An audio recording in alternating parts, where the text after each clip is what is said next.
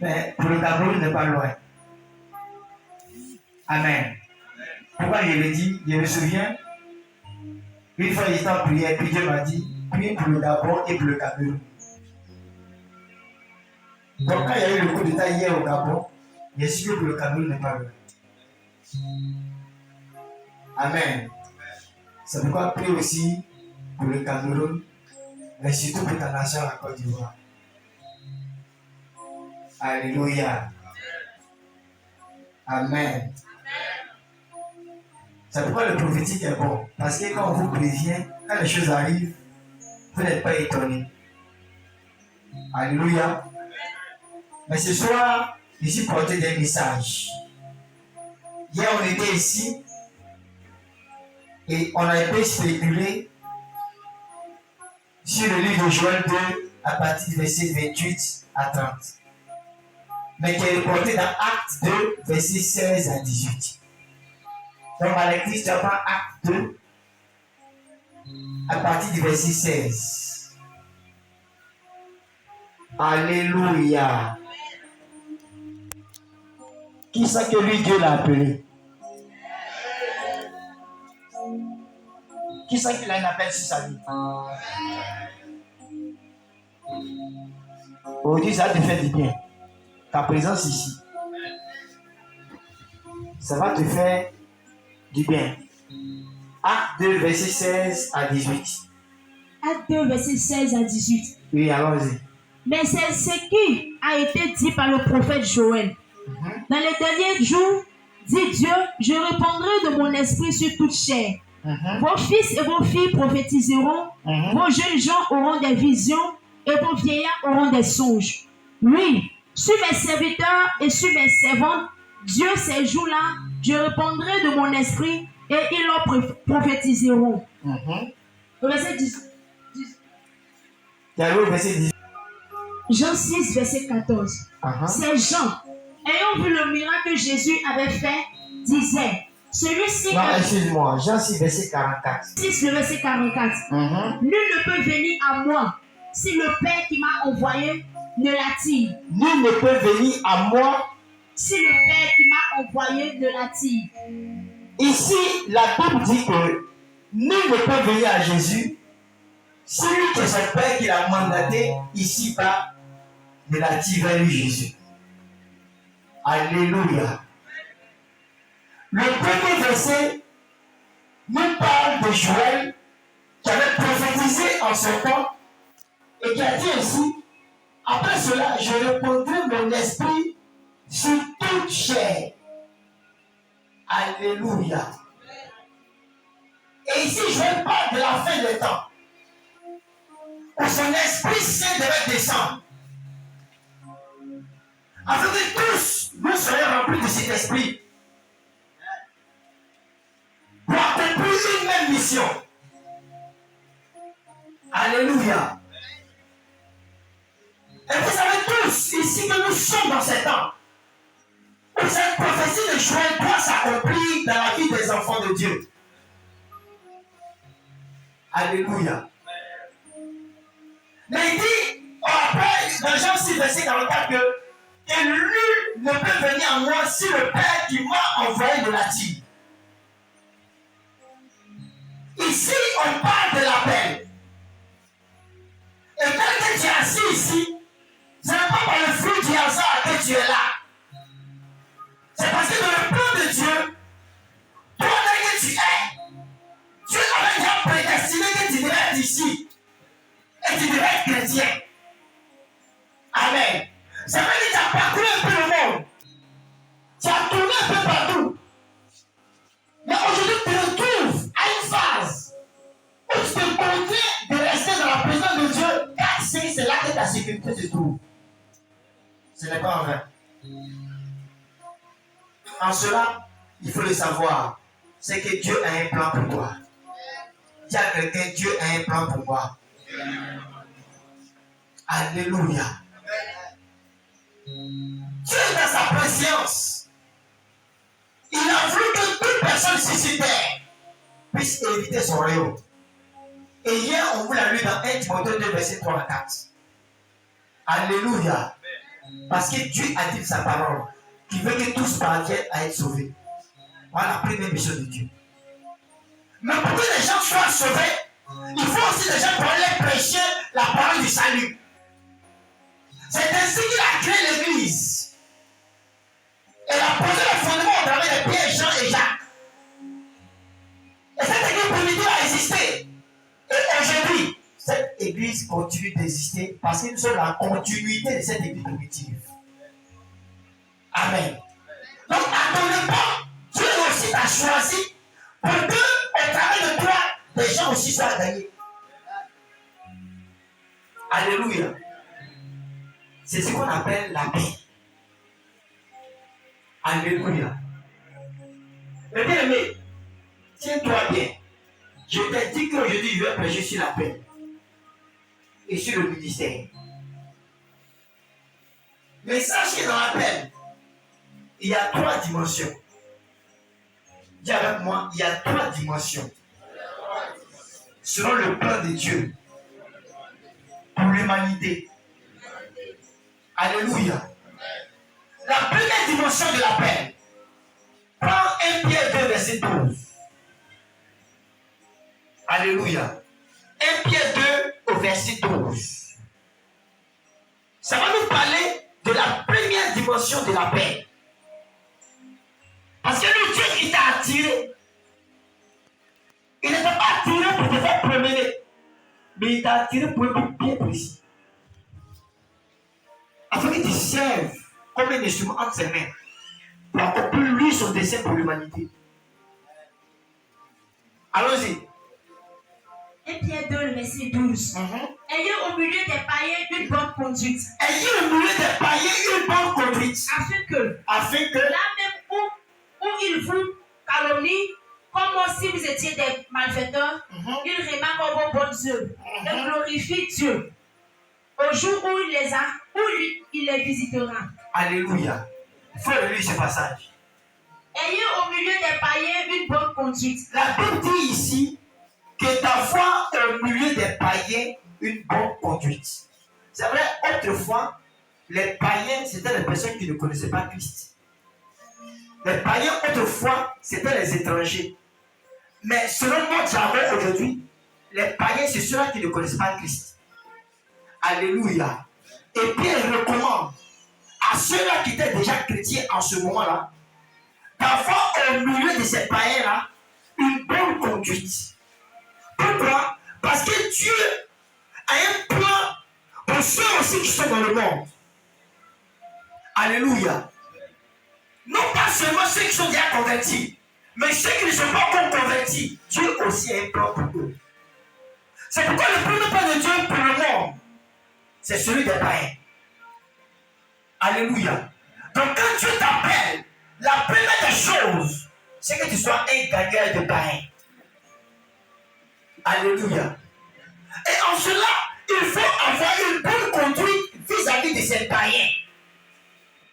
Lorsque tu as une bonne conduite vis-à-vis de ces païens, il démontrera en toi, soit que Dieu démontrera en toi une certaine manière de les appréhender, afin qu'eux, au travers de toi, ils soient aussi gagnés. Alléluia. Pour qu'ils soient comme des appelés comme toi. Parce que toi, étant chrétien, c'est toi que le païen va regarder. Parce que c'est comme une loi. Les gens sont prêts à te juger. Les gens sont prêts à te tripler. Il suffit que tu fasses une petite erreur. C'est cette erreur qu'ils vont brandir devant tout le monde. Parce que tu es chrétien. Car chez eux, le chrétien, c'est quelqu'un qui est saint. Alléluia. Donc, si ces païens qui sont autour de toi, ils ne se veulent pas en toi en tant que chrétien. Sinon, du fait que tu sois autour d'eux, ils ne veulent pas avoir quelqu'un qui va être exemplaire, quelqu'un qu'on doit suivre. Ta chrétienté sera aussi belle. Ça veut dire que la première mission, le premier plan de Dieu pour toi, tu l'as raté. C'est ce que ça signifie. C'est pourquoi tu plais dans une cour où tous tes voisins t'insultent. Mais toi, tu es obligé de te taire. Malgré que ça ne te plaît pas. Tu plais dans une cour où tout le monde te hait, mais toi, tu es obligé de les aimer. C'est vrai ce que ça ne te plaît pas, mais c'est ce qui est vrai. Pourquoi? Parce que tu es le garant de Dieu sur terre. Tu es l'ambassadeur de Jésus sur la terre. Tu es une ministre de Dieu ici-bas. Et c'est toi qu'on regarde. Alléluia. Je prends un exemple simple. Si tu pars dans la rue et qu'un fou prend un caillou pour te lapider, qu'est-ce que tu vas faire? Il a dit bien un fou. Il a pris le caillou et t'a lapidé. Qu'est-ce que tu feras? Hein? Tu vas le lapider aussi, non? Hein? Alléluia. Le fou passe. Et puis il t'a dit de nous, et puis il prend le caillou, et puis il fait quoi? Hein? Tu apprends le caillou pour faire quoi? Tu apprends le bois même pour le taper. Mais un vous deux qui est fou. Un vous deux qui est fou.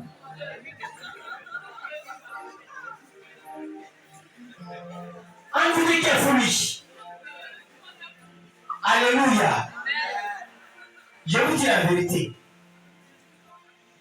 Dieu a un plan pour l'humanité. Dieu a un plan pour le monde. Et c'est toi l'appelé qu'il a choisi pour ce plan. C'est toi qui l'as choisi pour que les gens soient gagnés. Donc si tu ne connais pas ton appel, et que tu penses ça pour t'amuser, tu penses que Dieu t'a appelé seulement à venir rester à Mikao, à venir campagne à Mikao, frère, tu n'as pas compris quelque chose. Le premier plan de Dieu pour l'humanité, c'est que l'humanité soit gagnée. Amen. Donc si tu es un partisan de Dieu, si tu es un appelé de Dieu, tu dois souffrir pour ce premier plan. C'est pourquoi tu ne dois pas limiter ton esprit si ce qui se passe autour de toi. Parce que tous ceux qui seront autour de toi, Satan va passer par elle pour te limiter. Aujourd'hui, dans le travail, je dis à mon collègue que beaucoup pensent que le ministère est seulement basé sur l'onction, fait tomber les gens. Non. Il dit, mais le ministère est basé sur quoi? Il dit, il y a deux choses qui sont les sous-bassements du ministère. La première chose, c'est l'amour. Si tu n'as pas amour, tu ne peux pas faire le ministère. La deuxième chose, c'est la sagesse. Tu n'as pas la sagesse, tu ne peux pas faire le ministère. L'onction vient pour agrémenter ton ministère. L'onction vient te révéler. L'onction vient glorifier Dieu en toi. Parce qu'au travers de l'onction, les grâces commencent à tomber sur ta vie. Et Dieu commence à montrer ta particularité. C'est cette particularité qui fait qu'on te respecte. Ce n'est pas l'onction qui fait le ministère. Alléluia. Il m'a regardé comme ça. Il dit, tu m'as dit quelque chose qui n'est pas beaucoup à dire. Mais c'est fort ce qu'il vient de dire. Il dit oui, c'est très fort. Parce que beaucoup pensent que le ministère là, c'est l'onction. C'est pourquoi d'autres, ils ont guéri un malade, ils ont fait ministère. Ils ont fait tomber une personne, ils ont fait ministère. Ils ont donné un professeur à quelqu'un, ils ont fait ministère. Sans trop réfléchir. Parce qu'ils pensent que le ministère est basé sur un don. Tu dirais féticheur.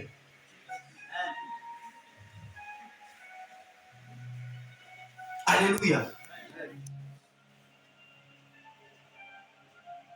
Souvent on dit qu'il y a des prophètes qui ne savent pas enseigner aux gens. Ou bien ils ne savent pas prêcher. Ils n'ont pas compris le sens du ministère là pourquoi. Alléluia. Le ministère que vous voyez, si tu n'es pas assis dans la parole, il faut le laisser, pardon. Il ne faut pas aller endoctriner les gens. Parce que tu vas apporter une doctrine qui n'a rien à voir avec la vie. Alléluia. Parce qu'un chrétien mal formé est déformé. Tu vas déformer les gens avec ta parole. Alléluia. C'est pourquoi toi tu as l'appel sur ta vie aujourd'hui, tel que tu es assis ici. Il faut commencer à écouter ce qu'il vient de dire. Et quand il parle d'appel de Dieu, je ne parle pas seulement des serviteurs qui ont vu prêcher à la chair. Du moins tu es ici, tu as un appel. Alléluia. Donc la première dimension de l'appel, c'est le plan de Dieu pour le monde entier.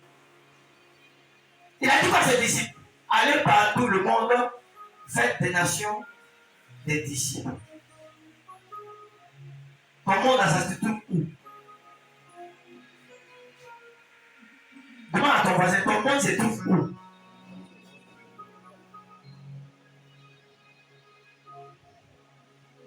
Je vais dire tantôt que cette prédication qu'il vient de vous donner en quelques secondes n'est pas limitée seulement aux serviteurs qui vont prêcher la scène.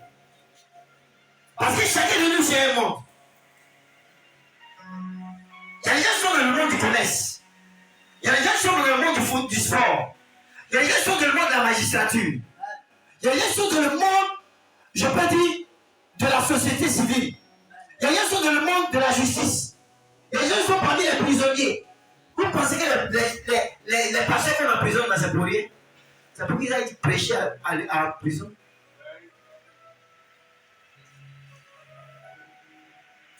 Je connais des gens qui sont convertis en prison.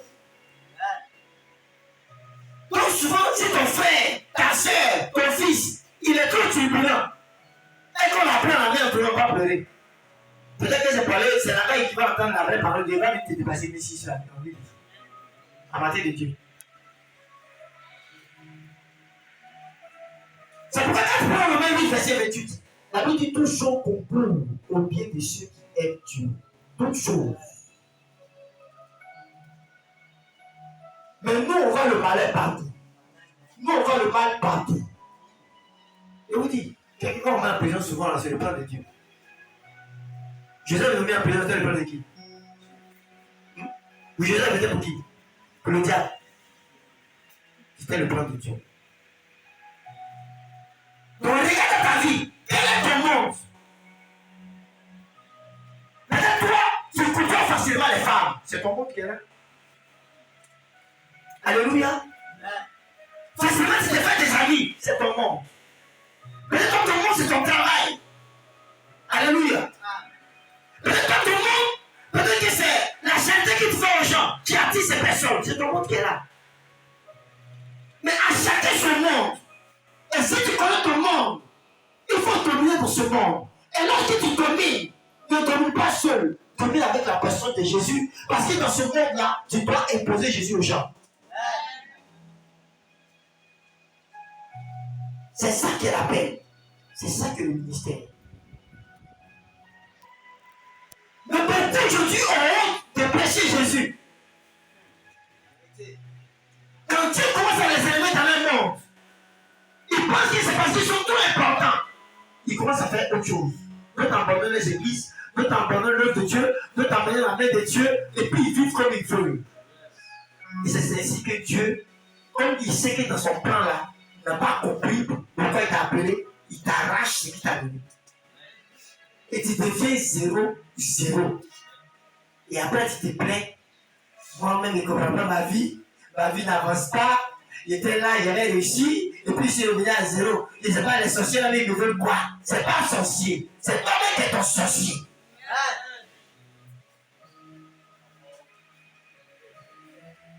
Alléluia. Parce que dans le monde, tu te trouvais, Dieu t'a élevé. Mais tu as fait quoi de la gloire qu'il a mis sur toi? Qui a profité de ça? Satan ou Dieu? C'est pourquoi beaucoup d'appels aujourd'hui sont égarés. Beaucoup de serviteurs aujourd'hui, ils ne sont plus dans le plan de Dieu. Ils sont à gauche. Alléluia. C'est pourquoi Jésus a dit: allez partout le monde, faites des nations des disciples. Toi, tu penses que à la simple bien dans ton église, c'est pour dire les paroles. Mais si Dieu a permis que toi tu sois dans son sillage, c'est pourquoi ceux qui sont autour de lui puissent connaître Jésus. Il y a des gens que tu es là, tu ne vas jamais le voir que tu as oublié. Amen. Mais si tu as permis que tu t'apprends de ces personnes, nous mettons là l'environnement, c'est parce que tu as un plan pour eux au travers de toi. Parce que c'est pas toi, ne sais pas créer, c'est pas qui seront gagnés. Parce que eux, c'est les mystiques. Ils vont faire des sacrifices humains. Ils vont chez les marabouts. Ils vont chez les féticheurs pour avoir des puissances afin de faire prospérer leurs affaires. Et c'est dans ça que Dieu t'a pris. Il dit: tu es mon appelé. Tiens, je vais te mettre en tant que commandant ou bien colonel. Et tu es dans ce sillage de corps habillés. Tu as des supporters sur toi. Alléluia. ces personnes-là, l'autorité que tu as sur eux là, c'est vrai, c'est de manière humaine, mais cette autorité aussi est aussi spirituelle. Il faut les imposer ton Jésus.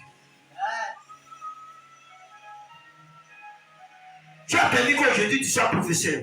Tu as permis qu'aujourd'hui tu sois instituteur. Tu as permis que tu sois institutrice. À l'école là, tes enfants sont en classe, il faut les faire prier.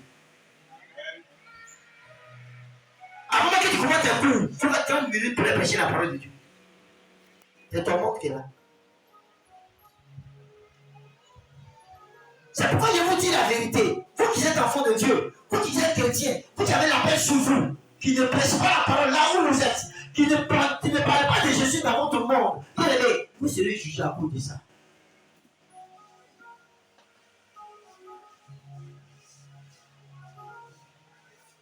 Parce que vous dites la vérité, c'est pas tout le monde qui a passé la chaise.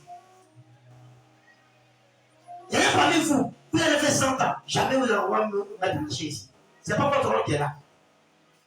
Parce que c'est pas votre monde. Et si c'est pas ton monde, si on fait hasard pour te mettre là-bas, tu vas mourir. À ça, qui va venir contre toi, tu ne peux pas supporter. Mais Dieu te met là où il sait que tu peux supporter.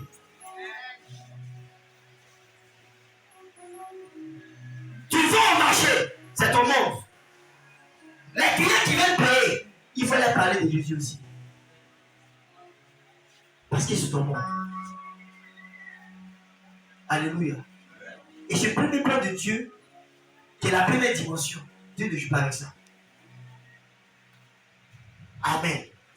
Ça va de pair avec le verset qui dit: tu aimeras l'Éternel ton Dieu de toute ta forme, de toute ta pensée et de tout ton esprit. Et tu aimeras ton péché comme toi-même. Aujourd'hui, beaucoup de personnes sont égarées. Mais qui les prêche la parole de Dieu? Alléluia. Qui les parle de Dieu? Personne. Amen. La deuxième dimension, c'est le plan de Dieu pour le corps du Christ. Il faut que tu répètes avec moi: le plan de Dieu pour le corps du Christ. Prends Matthieu 28, verset 18 à 20. Matthieu 28, verset 18 à 20. Alléluia. Matthieu 28, verset 18 à 20. Matthieu 18. Matthieu 28. 28, le verset 18. Jésus s'étant approché, leur parla ainsi. Tout pouvoir m'a été donné dans le ciel et sur la terre. Allez, faites de toutes les nations des disciples, les baptisons au nom du Père, du Fils et du Saint-Esprit. Et enseignez-leur à observer tout ce que je vous ai prescrit. Et voici, je suis avec vous tous les jours jusqu'à la fin du monde. Amen. Quand tu commences à conquérir le monde, soigner ton monde, la première des choses que tu fais, c'est d'amener ces personnes qui ont été conquises à devenir chrétiens. Ceux qui sont chrétiens, en les baptisant au nom du Père, du Fils et du Saint-Esprit. C'est une manière de les initier à la chrétienté. Voilà le deuxième plan de Dieu. Selon l'appel qu'il t'a donné. Amen. Je ne parle pas encore du ministère, je parle de l'appel. Le fait que ces personnes-là des chrétiens et des chrétiennes, parce qu'il est important. Alléluia. Parce que s'ils ne sont pas convertis et qu'ils ne sont pas enseignés, ils vont encore retourner dans le même monde où ils étaient avant. C'est pourquoi il a dit au verset 20: et enseignez-leur à observer tout ce qui vous est prescrit. Ça veut dire que la parole de Dieu, il faut que ces personnes soient assises dans la parole. Afin que la tentation ne vienne pas les détourner de cette parole. Et ça, c'est le rôle de tout chrétien.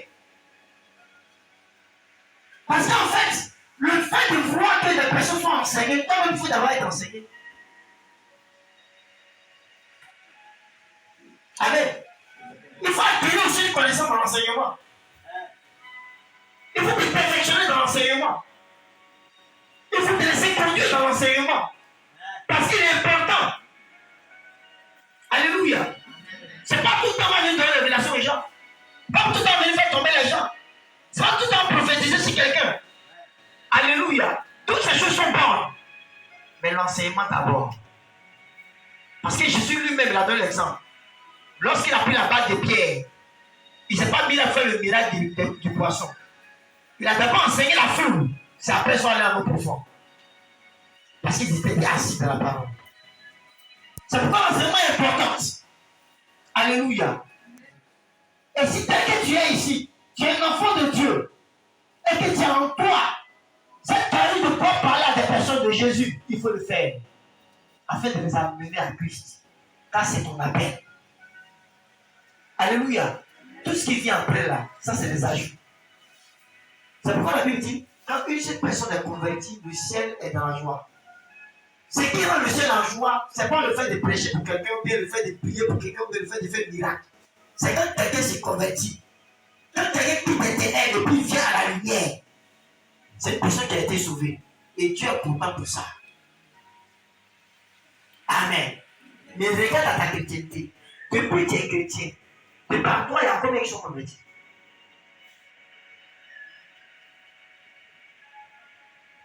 Alléluia. Il y a combien qui ont donné la vie à Jésus à cause de toi? Si ce n'est pas le cas, il y a un problème. Parce que dans le deuxième plan de Dieu, selon l'appel, c'est ce qu'il nous demande. Et aujourd'hui, c'est triste le mal qu'on fait dans l'église. Beaucoup viennent dans l'église, mais ces personnes-là même ne sont pas converties. À frontière convertie quelqu'un d'autre. C'est pas possible. Parce que tu ne donnes que ce que tu as. Mais si tu n'as pas, tu donnes quoi? C'est pourquoi il est Dieu est important à chacun de nous d'être converti. Il faudrait que la conversion, on voit ça dans notre comportement, dans notre conduite, dans notre manière de faire les choses. Il faudrait qu'on sente ça sur toi. Amen. Parce que le monde que vous voyez, nous réserve beaucoup de surprises. Beaucoup de surprises. Alléluia. La troisième dimension. Prends Matthieu 16, 27. Matthieu chapitre 16, au verset 27. Après le plan pour le corps du Christ. Amen. Allons-y. Matthieu 16, le verset 27. Car le Fils de l'homme doit venir dans la gloire de son Père, avec ses anges. Et alors il rendra à chacun selon ses œuvres. Alors il rendra à chacun selon ses œuvres. Dieu dit ici que le Fils de l'homme doit venir dans toute sa gloire. Alors il rendra à chacun selon ses œuvres. La troisième dimension du plan de Dieu pour nous, c'est le plan que Dieu réserve à chacun de nous lorsqu'il viendra dans sa gloire. Je viens de vous le dire. Et ce plan-là, c'est comme une récompense qu'il donne à chacun selon ce qu'il a fait sur terre. Amen. Si tu as travaillé sur l'appel à laquelle il t'a appelé, cet appel-là, il y a une récompense qui est attachée à cela. Tu vas la mériter. Et cela te sera accordé. Mais si tu n'as pas travaillé conséquemment, bien aimé, toi aussi, ce que tu vas hériter, toi te connais. Amen. C'est là que je vais te dire que lorsque Dieu t'appelle, le problème n'est pas qu'il t'a appelé, donc en même temps, tu dois commencer à courir partout. C'est pas ça. Amen. Prends-moi Ésaïe 6. Parce que quand Dieu appelle quelqu'un, ça veut dire qu'il a déjà prévu tout pour que cette personne puisse entrer pleinement dans son appel. Alléluia. Dieu ne fait jamais les choses par hasard. Dieu ne fait jamais les choses à déni. Jamais. Alléluia. Mais beaucoup confondent l'appel et l'envoi sur le terrain. C'est ce qui fatigue au lieu de serviteur de Dieu.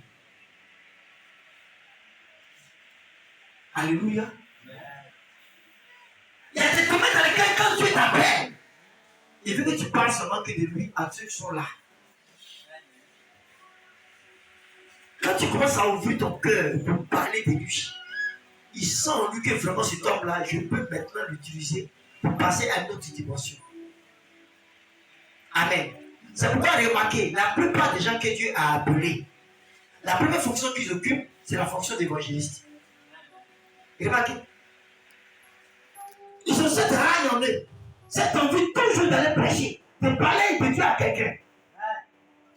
Ça, c'est la fonction d'évangéliste. Amen. Et quand tu commences à sentir ça, et que tu t'y engages, tu vas voir que dans le même plan, tu vas trouver encore une autre étape pour te faire passer une autre dimension.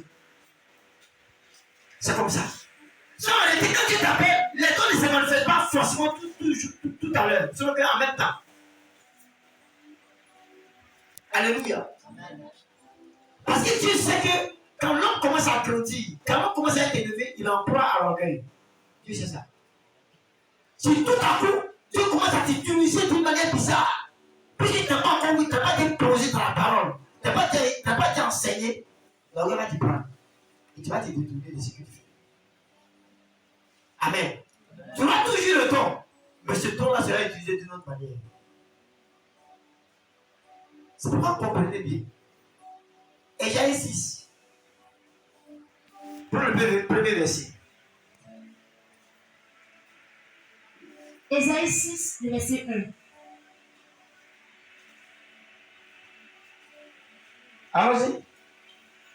L'année de la mort du roi Osias, je vis le Seigneur assis sur un trône très élevé, et les pans de sa robe remplissaient le temple.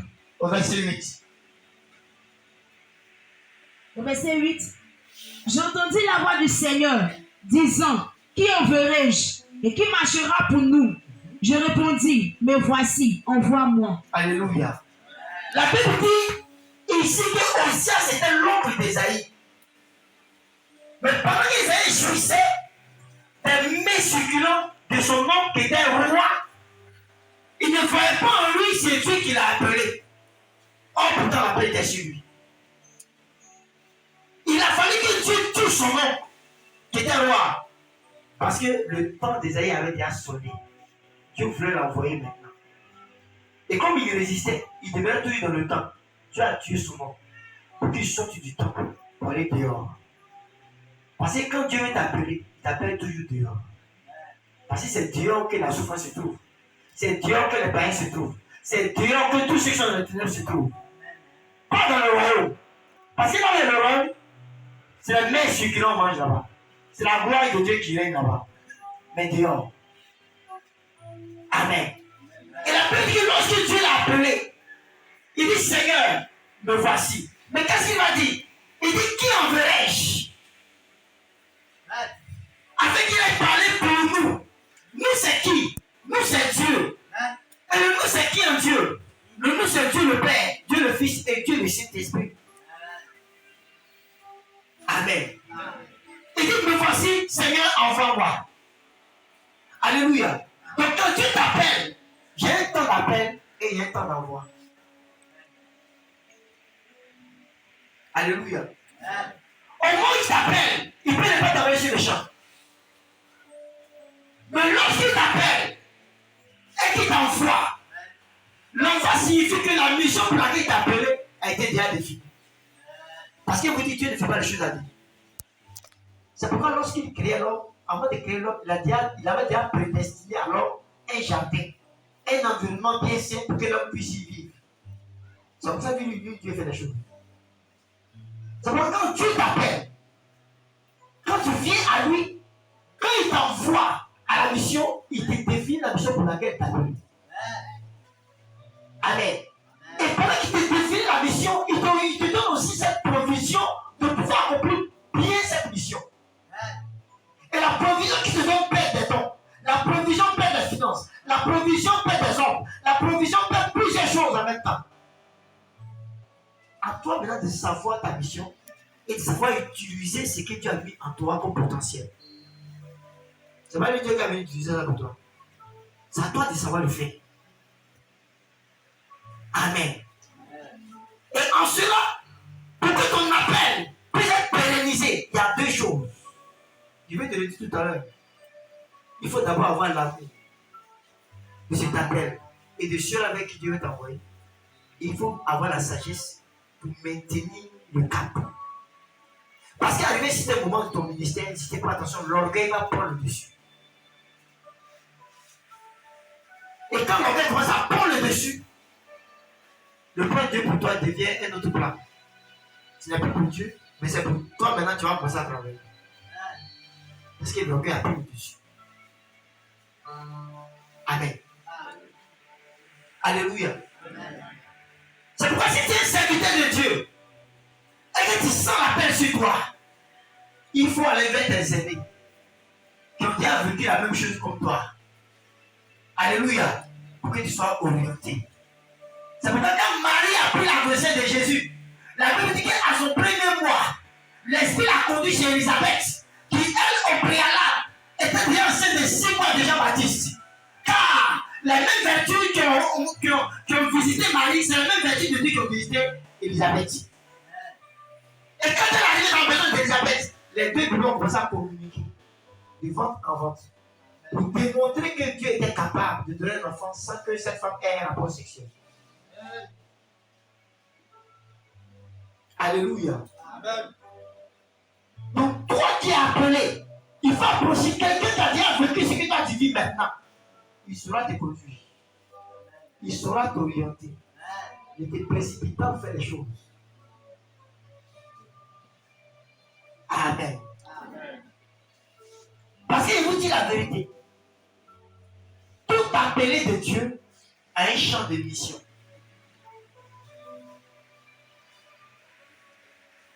Amen. Amen. Si tu es appelé au ministère, tu as ton champ de mission. Si tu es appelé dans le commerce, tu as ton champ de mission. Si tu es appelé dans la cuisine, tu as ton champ de mission. Si tu es appelé en tant que chanteur, tu as ton champ de mission. Si tu es appelé en tant que décoratrice, tu as ton champ de mission. Si tu es appelé en tant que quelqu'un qui va évangéliser, intercéder, tu as ton champ de mission. Alléluia.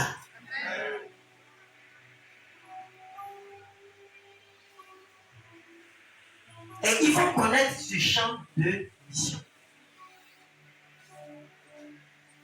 Parce que ce que tu ignores, c'est ce qui finit par te rattraper.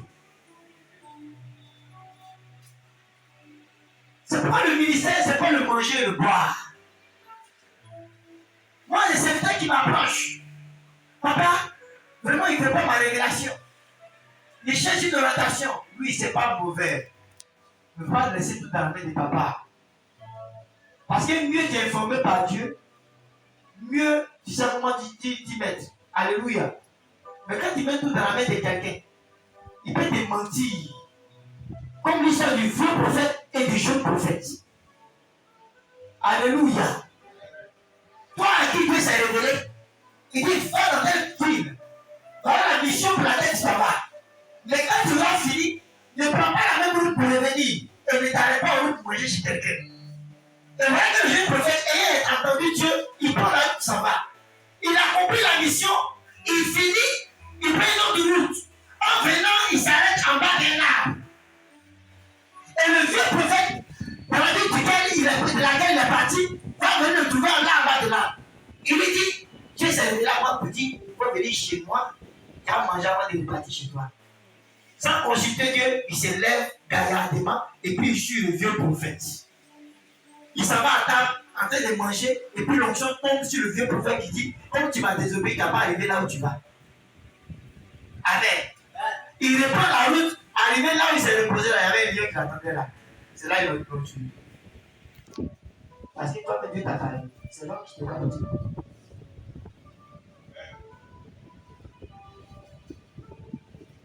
Amen.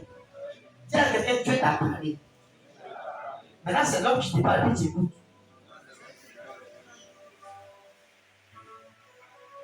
C'est pourquoi je vous dis la vérité. Moi, il y a des choses qui ne me surprennent pas. Quelle que soit la révélation que tu as me donner, quelle que soit ta prophétie, Ça n'a jamais de se prendre parce que Dieu m'a dit à parler. Il sait comment il marche. Il sait qu'il marche sur des braises.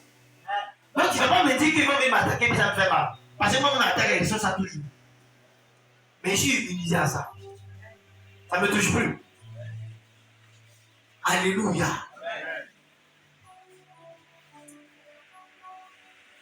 Il y a des gens qui ne savent pas que le ministère dans lequel Dieu les a appelés là, la révélation est dans les mains.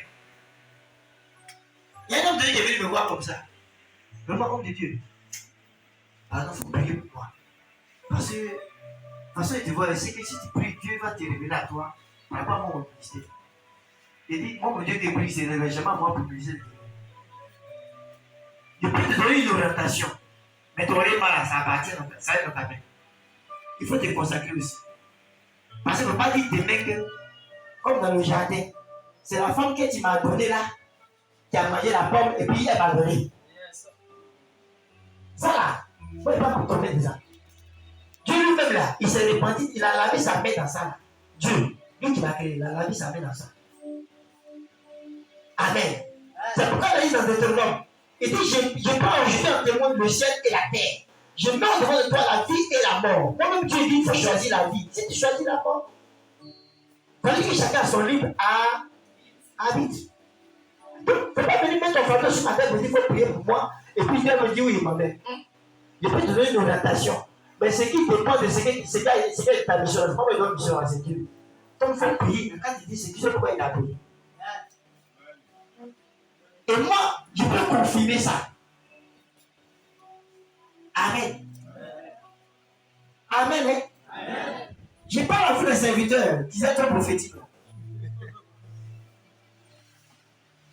Il y a des gens là, quand ils sont une petite prophétie sur eux, ils pensent qu'ils sont trop devenus Dieu. Il y a des choses qu'il faut faire sagesse. Moi, je vous dis. C'est pourquoi beaucoup pensent que je suis un peu en retard de mes trucs et faire mes trucs. Je ne sais pas trop cohérent de mes trucs. Parce qu'ils connaissent l'homme. Et les hommes là, tu veux dire la vérité. Il n'y a pas de problème. C'est ton homme, on prend pour aller faire un journal parler. Donc, il y a des trucs, quand tu veux parler, il faut parler avec modération. Dieu nous te dit, mon fils, il faut faire attention. Ne te mets pas dans ce jeu. C'est pourquoi Matthieu te dit, non, que toi, c'est vrai ton mari va ta femme là. Moi, tant que Dieu ne m'a pas convaincu à 100%, ça ne sort jamais de ma bouche. Mais s'il te dit aussi, faut croire. Sinon, tu as senti ça. C'est que Dieu m'a convaincu. Amen. Parce qu'il vous dit, le ministère et l'appel d'un homme, c'est sa vie. On ne joue pas avec ça. Pour le fait que tu as raté ton appel, pour le fait que tu n'es pas sur le chemin de ton ministère, tu auras perdu 30 ans. Sans que tu le saches. Au moins, tu vas vouloir te retrouver. Tu es déjà vieux. Tu ne peux plus rien faire. C'est pourquoi vous voyez, il y a des vieux. C'est qu'ils ont commencé à vieillir. Ils ont commencé à faire ministère. Parce qu'ils savent que depuis ils sont jeunes, ils ont senti qu'il y avait la paix sur eux. Ils ont refusé. Et quand vieux maintenant, ils veulent faire, ils n'ont plus la voix de la jeunesse. Ils sont obligés de faire des ministères bizarres. Amen. Ouais. Parce que c'est la jeunesse. Ils ont raté les rails. Ils sont partis dans le chemin. Oh, les rails sont là. Au moins, ils vont s'en rendre compte pour venir sur les rails là. Ils ont déjà fait 40 ans, 50 ans. Ça n'a rien à voir. C'est pourquoi si tu sens la paix sur toi, commence à parler à Dieu maintenant. Commence à te consacrer. Commence à demander à Dieu de t'orienter. Et quand tu seras orienté, regarde, le temps viendra, Dieu va confirmer ça par quelqu'un d'autre. Je me souviens très bien cette année, il y a deux personnes qui sont venues me donner une révélation sur ma vie. Et quand elles sont venues me donner cette révélation, c'était écrit dans mon livre.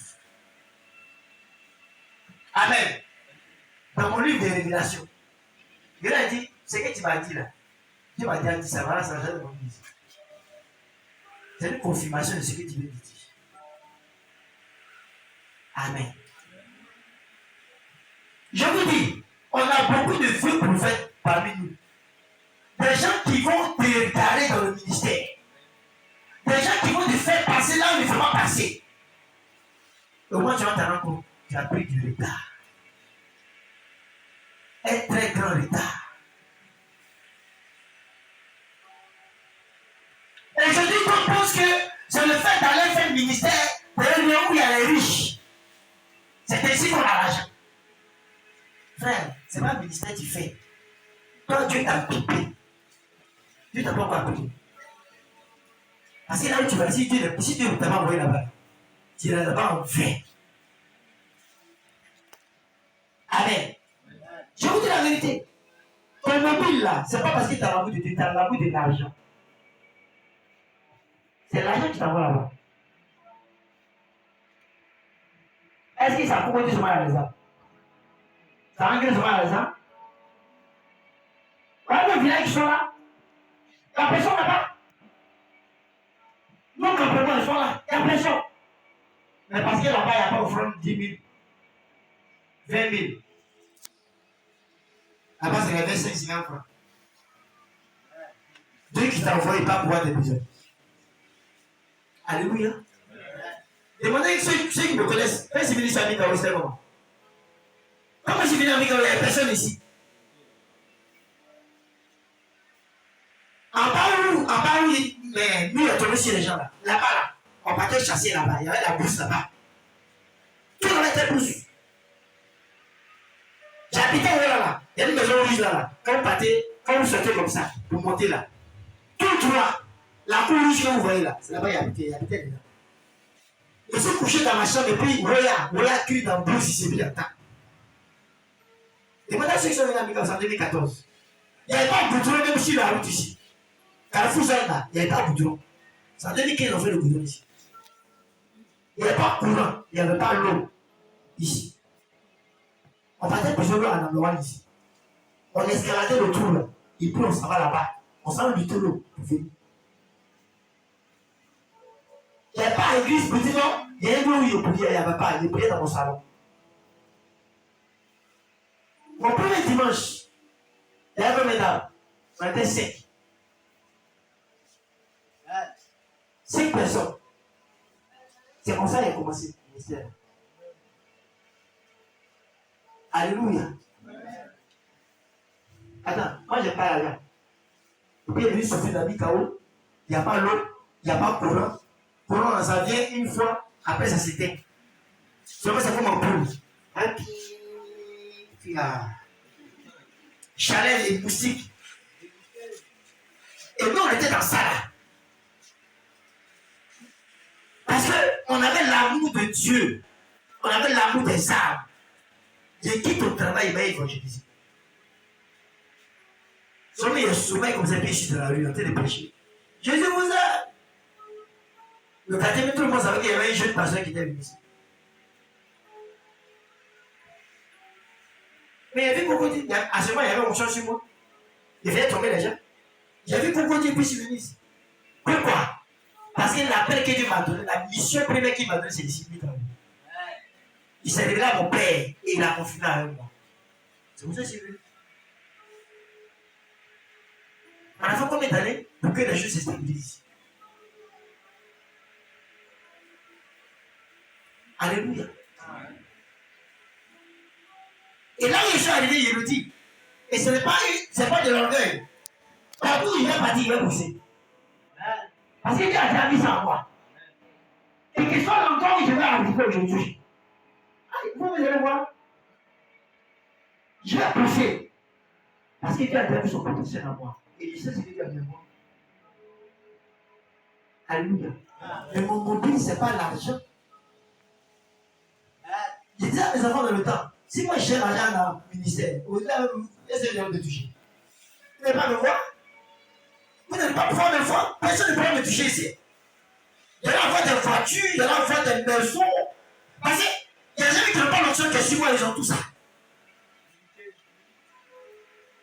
Alléluia. Mais Dieu dit ma mission là, c'est ça qui est là. Je suis le cheminement de Dieu. Toi aussi, tel que Dieu t'a appelé, il faut suivre son cheminement. Si tu laisses le plan de Dieu, pour faire comme ton propre plan, tu vas te retrouver avec beaucoup de carreaux cassés sur ta voiture. Parce que le ministère d'une voiture, c'est pas ton volant. Amen. Vous qui faites le son, vous êtes au volant de voiture, c'est ce que vous dites aujourd'hui. C'est toi qui es au volant. Et le volant que tu tiens, c'est toi qui dirige la voiture.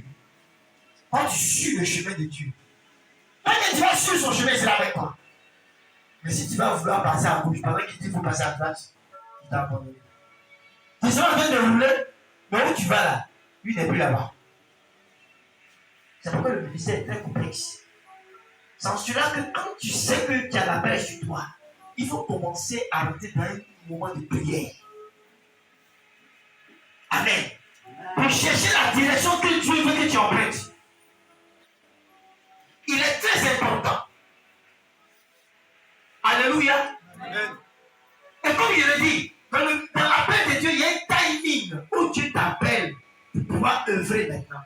Il y a un timing. Il peut t'appeler pour que tu ailles en formation. Il peut t'appeler pour que tu ailles vers un mentor pour qu'il t'enseigne. Il peut t'appeler pour que tu sois là où lui il veut, peut-être dans l'église où il veut, pour que tu puisses être instruit, pour que tu puisses être éclairé.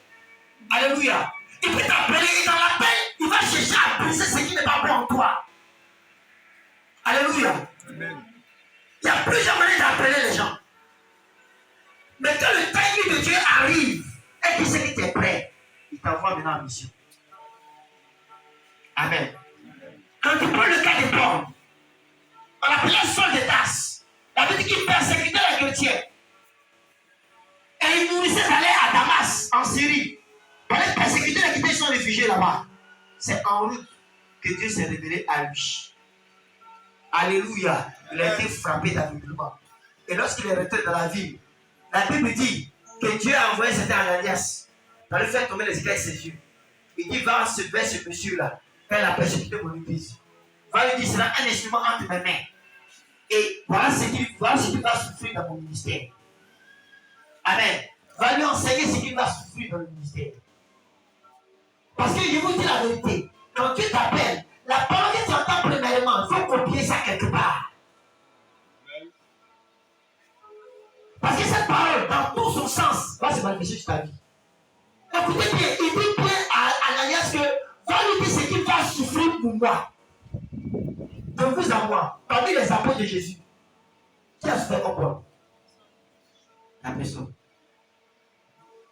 Je veux dire, il a pris un chapitre complet pour énumérer sa souffrance. 2 Corinthiens 11. Énumérer sa souffrance. Il dit, j'ai été dans le désert, j'ai été frappé 40 mois, j'ai été comme ça, j'ai été comme ça, j'ai été chassé, on m'a poignardé, on m'a fait sortir par une fenêtre. Tout, il a tout écrit.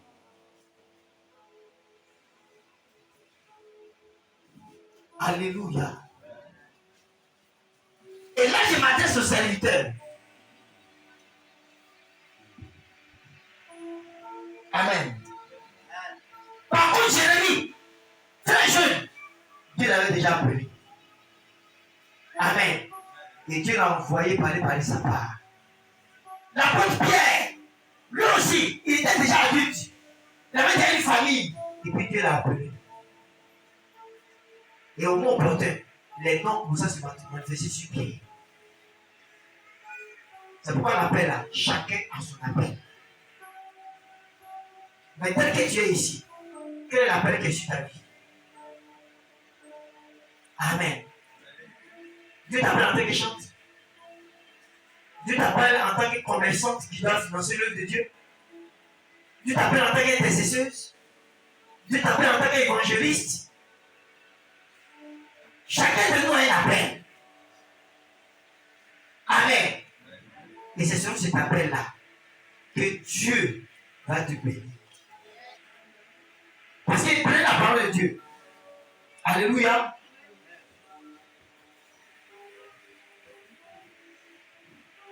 Dans Romains 8, verset 29 à 30.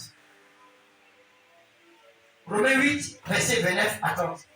Vous allez comprendre ce que Dieu dit sur l'appel. Romains 8, verset 29 à 30. Romains 8, le verset 29.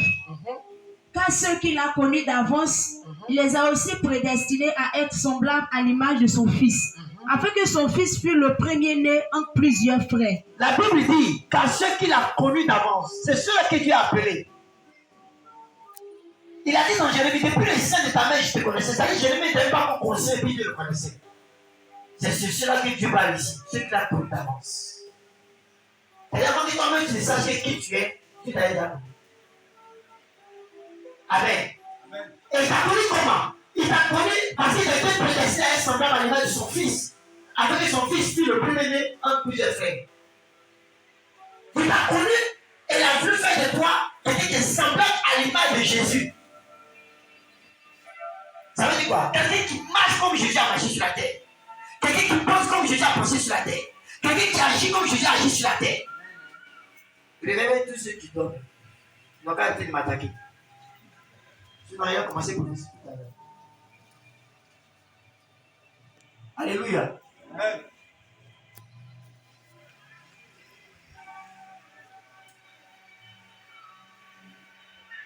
Amen. Ne dis pas qu'il ne sera pas concerné parce que l'homme de Dieu prêche. Parce que moi, il ne sera pas appelé. Le problème qui te mine là, c'est parce que tu ne sais pas qui tu es, c'est pourquoi ça te mine. Le jour où tu vas connaître ce qui est sur toi, c'est fini. Vraiment, à Bana. Alléluia.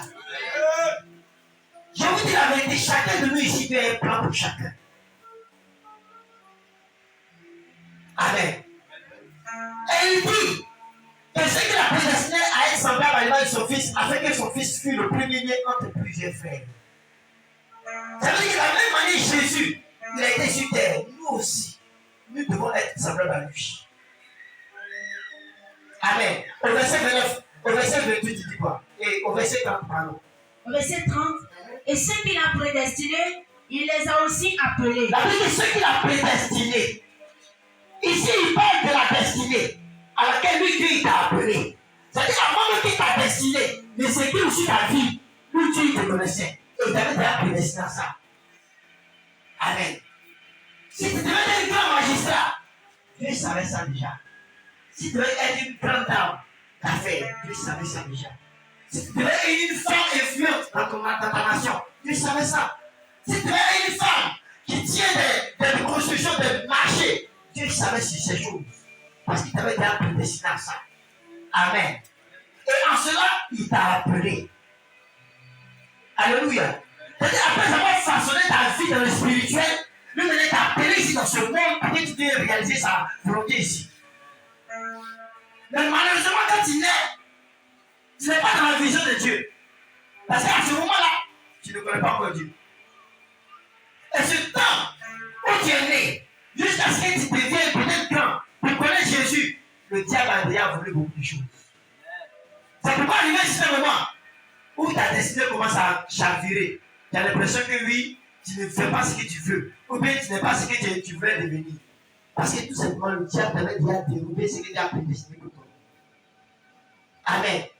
Et quand tu reviens à Christ, et que cette prédestinée qu'il avait pour toi, que le diable au préalable voulait, que cette prédestinée, Dieu lui-même, il veut encore retourner le blason. Il va te remettre sur un autre chemin pour que tu puisses atteindre maintenant le but avec lui. Alléluia. C'est ainsi que toi, ayant la paix sur ta vie, tu vas sentir en toi cette envie de toujours être en présence de Dieu. Cette envie de toujours t'attacher aux choses de Dieu. Cette envie de prier, cette envie de jeûner, cette envie de méditer la parole. Ça veut dire que Dieu veut te repositionner sur le chemin où le diable avait déjà donné. Alléluia. Amen. Et c'est ce que beaucoup ne comprennent pas. Alléluia. Le temps de vol, c'est lorsque tu n'as pas connu Christ et que tu es né dans le monde, tu as grandi dans le monde. En ce moment-là, le diable vole ce que Dieu a prédestiné pour toi. Mais quand tu commences à venir à Christ et que tu commences à le connaître, ce que Dieu a prédestiné pour toi, avant que tu naisses, il te remet sur le chemin maintenant pour te repositionner sur ça. Alléluia. C'est pourquoi quand tu es un enfant de Dieu et que tu viens à Christ, il faut avoir une bonne marche. Parce que dans cette bonne marche-là, tu vas te repositionner de là où le diable t'avait donné. Amen. Abraham. À 110 ans, Abraham ne connaissait pas Dieu. Son père était un féticheur. Son père était un adorateur. À 115 ans, c'est en cela que Dieu s'est révélé à lui. Mais quand Dieu s'est révélé, Abraham s'est concentré sur la personne de Dieu. Et qu'il a donné Dieu dans toute la sincérité. Dieu l'a repositionné. C'est pourquoi la Bible dit qu'Abraham a une vieillesse heureuse. Donc, ça ne compte pas l'âge. Le problème, c'est qu'on prend conscience pour devenir. Mais combien qui prennent conscience pour devenir? Combien?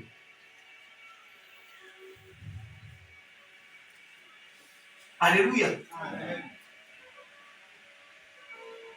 C'est pourquoi quand tu es ici, si tu sens la paix sur toi, c'est parce que Dieu veut te repositionner dans ta destinée.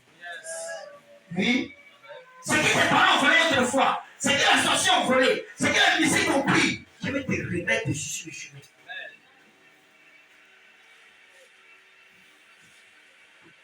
À toi maintenant de savoir marcher. Et tu verras ces choses s'accomplir. Alléluia. Amen. Donc, bien aimé, parlons de l'appel. Je pense que chacun de nous doit se sentir concerné. Parce que tous ici, on a été appelés par Dieu. Maintenant, l'aboutissement de notre vie et de notre destinée dépendant de nous-mêmes. Il t'a appelé, tu es venu. Est-ce que quand il t'a envoyé, tu es parti? C'est la question. Est-ce que quand Dieu t'a envoyé, tu es parti? Amen. Il a dit à Isaïe, qui enverrai-je? Isaïe dit, voici Seigneur, envoie-moi. Il était prêt à partir. Et chacun de nous ici connaît l'histoire d'Isaïe. Qu'est-ce qu'il était? Il était un prophète majeur. Et dans sa génération, il a marqué son temps. Parce que tout ce qu'il disait ne tombait pas par terre, il accomplissait ces choses. Alléluia. Et son nom est mentionné dans la Bible. Quand tu veux que ton nom soit mentionné dans les annales de ce monde, tu veux que les gens parlent de toi, de ta famille, tu veux que les gens soient vraiment parlent de toi et qu'ils voient la révélation que tu as mis sa vie. Il faut accepter d'abord l'appel et accepter de partir là où il t'envoie. C'est la mission à laquelle il t'a appelé. Parce que quand il t'envoie en mission, c'est que la provision de cette mission t'a été déjà donnée.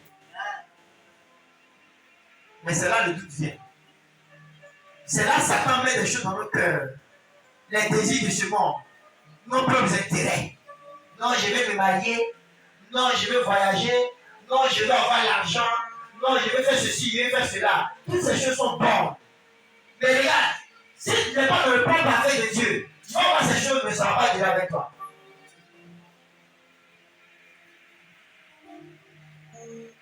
C'est pourquoi il y a des femmes ici. Je vous appelle au ministère. Mais vous êtes entêtés pour entrer dans un foyer. Il y a des hommes ici. Je vous appelle au ministère. Mais vous, ce qui vous incombe seulement, c'est que vous êtes très propres.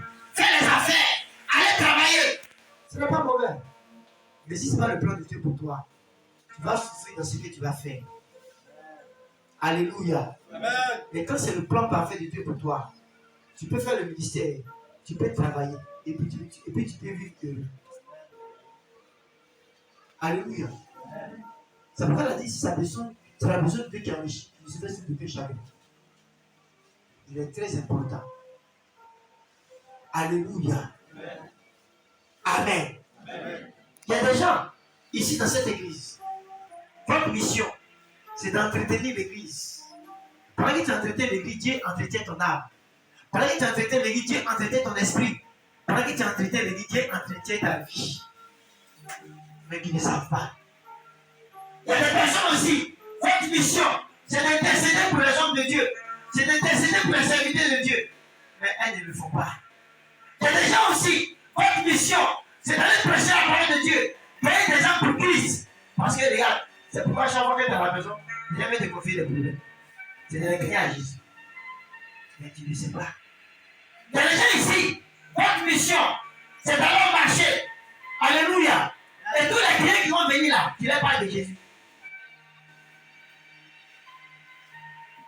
Amen. Mais toi, qu'est-ce que tu fais de ce monde que Dieu te donne?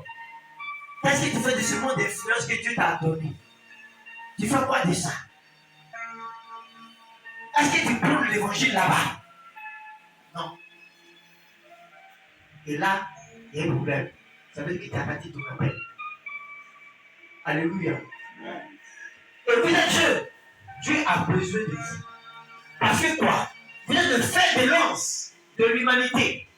C'est par vous tout se construit. Et c'est par vous tout se fait. Et le diable, sachant, il a mis une emprise sur la jeunesse des différentes nations afin de les retourner vers lui. Alléluia. Et aujourd'hui, comme je le disais hier, quand vous remarquez, c'est la jeunesse seulement qui meurt. La mortalité, c'est la jeunesse. Je me demande si jusqu'en 2030, on peut trouver quelqu'un qui a cheveux blancs. Tu es ici. Tu me poses la question souvent.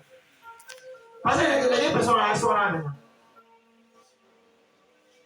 La dernière génération de deux personnes là, c'est 2030. Après 2030, si Jésus n'est pas encore revenu, vous allez voir. Il n'y aura plus de deux personnes. Parce que les jeunes sont moi qui meurent. Alléluia. C'est pourquoi jeunesse, réveillez-vous. Quand Jésus a besoin de vous, il a dit qu'il veut répondre son esprit sur toute chair. Tu es concerné par cette parole. Ne dis pas que oui, comme on dit toute chair, moi je ne suis pas cher, moi je suis une femme. Non, moi je n'ai pas droit à ça. Bien aidé, ce n'est pas une question de venir prêcher à la chair. Ce n'est pas de ça que je parle. Je dis que toi, tu es une personne à qui Dieu veut faire de grandes choses. Tu es avec qui il veut faire de grandes choses. Et son plan parfait pour toi, c'est que ta personne puisse représenter quelqu'un d'important dans son royaume. Au travers de toi, il puisse attirer des personnes à lui. Donc, bien aimé, il faut comprendre ça comme ça. Alléluia. Moi, si tu es d'accord, on va dire le Seigneur.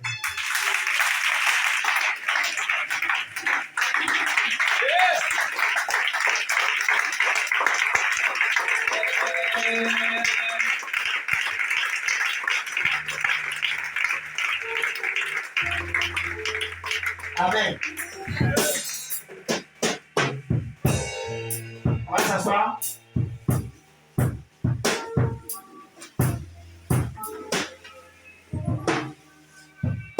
On va passer aux questions.